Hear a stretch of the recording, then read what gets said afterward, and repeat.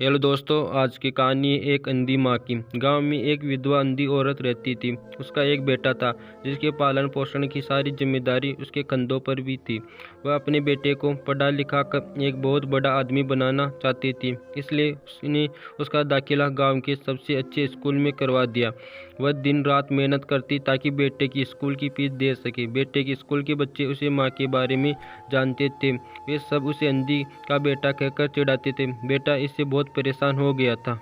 और प्यारे दोस्तों, जब उसे अपनी माँ पर शर्म आने लगी थी, वह उसके साथ कहीं भी आने जाने से कतराने लगा था। जब बेटा बहुत बड़ा हुआ तो उसके शहर में अच्छी नौकरी लग गई। उसने अपनी माँ से वादा किया कि शहर में मकान लेकर वह उसे लेने आएगा, लेकिन वह शहर गया तो फिर लौटकर वापस नहीं आया।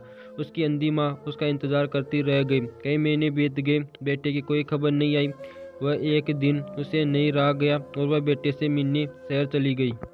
पूछते पूछते वह बेटे के ऑफिस पहुंची। वहाँ सिक्योरिटी गार्ड ने उसे रोक दिया। अंधी माँ ने गार्ड को अपने बेटे का नाम बताया और बोली कि उसे जाकर कह दो कि गांव से कोई मिलने आया। गार्ड ने जाकर उसके बेटे को बताया। बेटे ने ऑफिस की खिड़की से देखा तो उसकी अपनी माँ गेट के बाहर खड़ी नजर आई। वो ऑफिस में सबके सामने अपनी माँ की वजह से शर्मिंदा नहीं होना चाहता था। उसने गार्ड से कह दिया कि वो ऑफिस में नहीं है। अंधी माँ वहाँ से चली गई। प्यारे दोस्तों, शाम को वह लड़का ऑफिस से घर जाने के लिए निकला। रास्ते में एक जगह काफ़ी भीड़ जमा थी। वह अपनी गाड़ी रोककर भीड़ के पास पहुंचा तो बीच सड़क में अपनी माँ को मरा हुआ पाया।